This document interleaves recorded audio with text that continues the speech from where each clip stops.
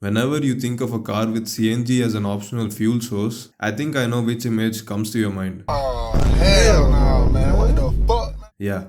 First of all, the tank which the CNG is stored in eats into all the precious boot space. And if that wasn't enough, cars which use CNG are noticeably less powerful than their petrol counterparts, and that is primarily due to their lower energy per unit volume and also because of the fact that they displace oxygen when entering the combustion chamber. We're getting a bit off topic, so coming back to it, why in the heck is a Maruti car getting a world's first badge, and why is this underbody CNG thing such a big deal? Well, let's dig into that. Now, why did Maruti do the underbody CNG tank thingy for the Victoris? Well, that's because of, you guessed it, boot space.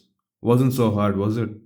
All cars before the Victoris had their CNG tanks in the boot because there wasn't anywhere else they could physically put the tank, and most cars before the Victoris weren't designed for CNG use from the drawing stages, and henceforth companies like Maruti Suzuki had no choice but to put the tank in the back, that is the boot. Now that Maruti has gained experience from their other cars which have a CNG option such as the Ertiga, they now know that there is demand for CNG as a fuel on passenger vehicles too, therefore gave a CNG option on one of their most premium SUVs still late, the Victoris. And because they knew that the boot space issue was a concern for buyers, more so for people who were spending almost 25 lakhs on it, therefore they needed to tackle that issue.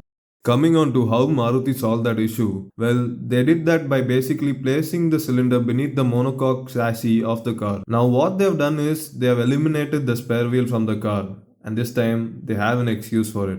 Yep, they've taken space from where the spare wheel was supposed to sit and reutilized it for the CNG tank. Now, from the video, you can clearly see the bulge in the floor of the chassis. That's where the CNG tank is present. And because of that, there is physically no space for the spare wheel, which is pretty disappointing. However, the non-CNG versions do not have the bump in the floor, which was pretty surprising to find out, because usually budget cars like the Victoris tend to have the same chassis for all variants for cost reasons. But I guess since its top end variant is touching 25 lakhs, cost is no longer an issue. And even in the non-CNG variants, even when there is space for a spare tire, it does not come with it.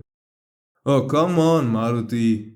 Why you of all brands? Why have you deleted the spare wheel from your car? Anyways, let's stop crying about the lack of a spare wheel and get back to the video. As we can see, the CNG tank is located beneath the floor, and here we can see that it is also protected by a military grade and aerospace certified material called plastic. Seriously guys, that's just plain old plastic.